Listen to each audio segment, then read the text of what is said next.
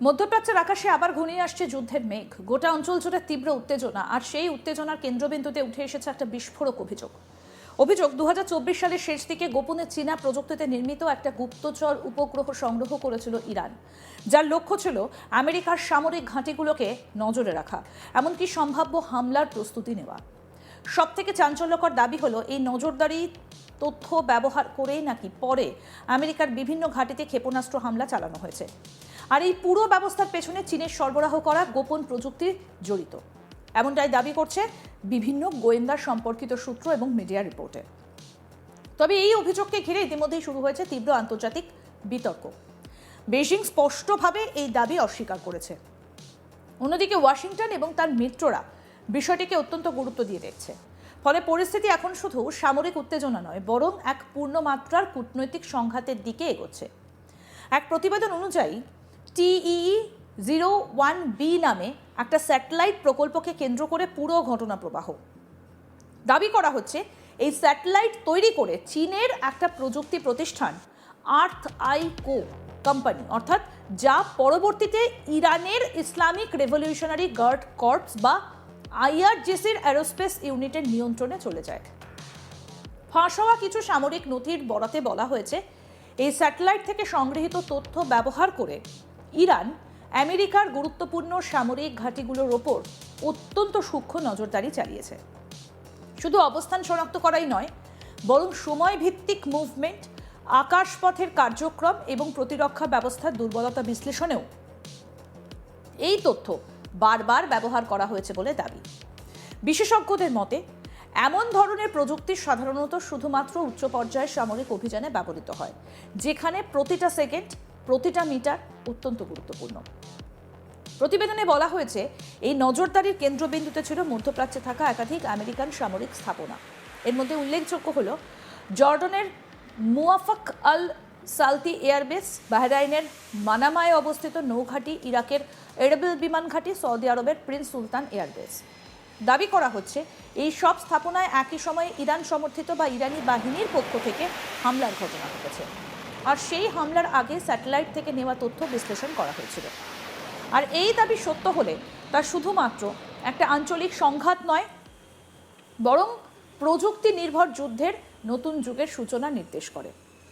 ঘটনার মধ্যে সবচেয়ে বেশি আলোচনা এসেছে মার্চ মাসের 13, 14 এবং 15 তারিখ। এই 3 দিনে নাকি স্যাটেলাইটটা সৌদি আরবের প্রিন্স সুলতান এয়ারবেসের ওপর উচ্চ রেজলিউশনের ছবি সংগ্রহ করে।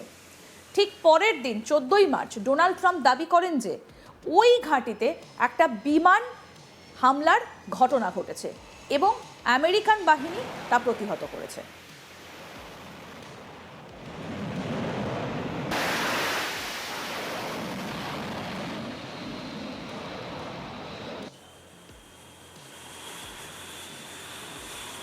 আর এই সময়কালকে কেন্দ্র করে বিশ্লেষকদের মধ্যে প্রশ্ন উঠছে, এটা কি কেবলমাত্র কাকতালীয় ঘটনা নাকি পরিকল্পিত সামরিক সমন্বয়ের অংশ? এই পুরো অভিযানের সবথেকে গুরুত্বপূর্ণ দিক হলো তথ্য প্রযুক্তির ব্যবহার। প্রতিবেদনে দাবি করা হয়েছে ইরানি সামরিক কমান্ডাররা স্যাটেলাইট থেকে প্রাপ্ত ডেটা ব্যবহার করতেন সময়ে চিহ্নিত মানচিত্র, লক্ষ্যবস্তুর অবস্থান এবং আকাশপথের গতিবিধি বিশ্লেষণের জন্য। এর ফলে ড্রোন এবং ক্ষেপণাস্ত্র হামলার আগে এবং পরে যুদ্ধক্ষেত্রের পরিস্থিতির রিয়েল টাইমে মূল্যায়ন করা সম্ভব হয়েছে বলে ধারণা করা হচ্ছে। এই ধরনের সমন্বিত প্রযুক্তি ব্যবহার আধুনিক যুদ্ধের নতুন রূপ নির্দেশ করে, যেখানে স্যাটেলাইট, ড্রোন এবং কৃত্রিম বুদ্ধিমত্তা একসঙ্গে কাজ করে। আরও একটা গুরুত্বপূর্ণ অভিযোগ হলো ইরান নাকি একটা আন্তর্জাতিক গ্রাউন্ড স্টেশন নেটওয়ার্ক ব্যবহার করেছে, যা মূলত বাণিজ্যিক স্যাটেলাইট অপারেশন ব্যবস্থার অংশ। এই নেটওয়ার্ক নাকি এশিয়া থেকে শুরু করে ল্যাটিন আমেরিকা পর্যন্ত বিস্তৃত। এর মাধ্যমে স্যাটেলাইট থেকে প্রাপ্ত তথ্য সংগ্রহ, বিশ্লেষণ এবং সামরিক কমান্ডে পাঠানো সম্ভব হয়েছে। বিশ্লেষকদের মতে এটা একটা নতুন ধরনের হাইব্রিড মিলিটারি ইনফ্রাস্ট্রাকচার, যেখানে বেসামরিক প্রযুক্তি সামরিক উদ্দেশ্যে ব্যবহার করা হয়। এই অভিযোগ প্রকাশ্যে আসার পরেই চীনের প্রতিক্রিয়া আসে দ্রুত এবং কঠোরভাবে। ওয়াশিংটনে চীনা দূতাবাস জানায় এই ধরনের দাবি সম্পূর্ণ ভিত্তিহীন এবং উদ্দেশ্য প্রণোদিতভাবে ছড়ানো হচ্ছে। বেইজিং স্পষ্ট করে জানায় ইরানকে কোনো ধরনের সরাসরি সামরিক সহায়তা দেওয়া হয়নি। চীনের বিদেশ মন্ত্রকের মুখপাত্র লিন জিয়ান আরও কঠোর ভাষায় বলেন এই ধরনের রিপোর্ট বাস্তবতার সঙ্গে সম্পর্কহীন। পাশাপাশি তিনি হুঁশিয়ারি দেন যে যদি এই অভিযোগের ভিত্তিতে আমেরিকা চীনের ওপর 50% শুল্ক আরোপ করে, তবে বেইজিং পাল্টা ব্যবস্থা নিতে দ্বিধা করবে না। অন্যদিকে আমেরিকায় পরিস্থিতিকে শুধুমাত্র সামরিক দৃষ্টিকোণ থেকে নয়, অর্থনৈতিক অস্ত্র হিসেবেও দেখছে। ডোনাল্ড ট্রাম্প একাধিক সাক্ষাৎকারে বলেছেন, যদি কোনো দেশ ইরানকে সামরিক সহায়তা দেয় তবে তাদের ওপর বড় ধরনের শুল্ক আরোপ করা হতে পারে। তিনি বিশেষভাবে চীনের নাম উল্লেখ করে সতর্কবার্তা দিয়েছেন। তার ভাষায়, যদি আমরা দেখি কেউ ইরানকে অস্ত্র দিচ্ছে তাহলে 50% পর্যন্ত শুল্ক আরোপ করা হবে।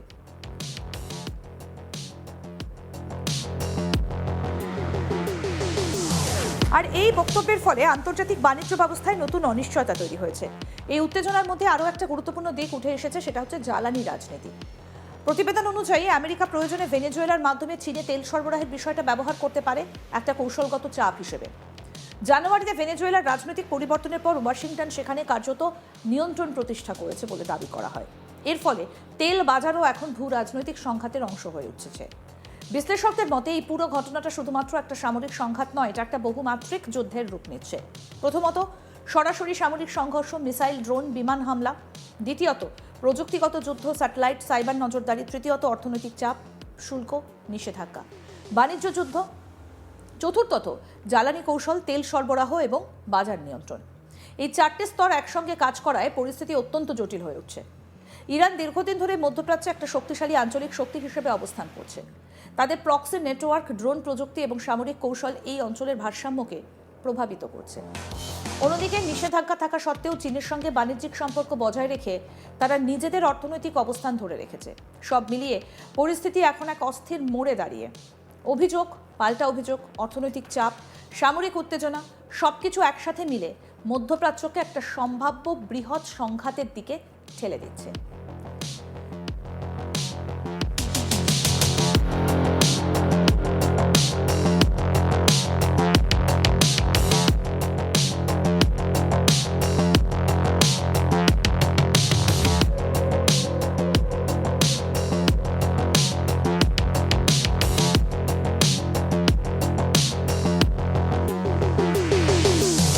চীন, আমেরিকা এবং ইরান, এই তিন শক্তির মধ্যে টানাপোড়েন এখন শুধু কূটনৈতিক পর্যায়ে সীমাবদ্ধ নেই, এটা ধীরে ধীরে প্রযুক্তি, অর্থনীতি এবং যুদ্ধনীতির প্রতিটা স্তরে ছড়িয়ে পড়ছে।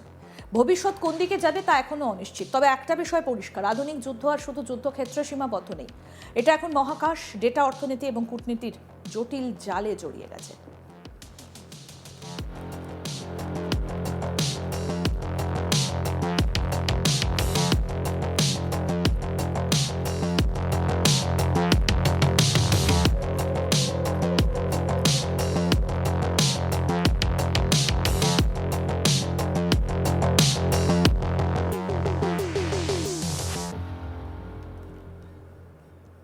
আরও আপডেট পেতে দেখতে থাকুন আজ তাক বাংলা।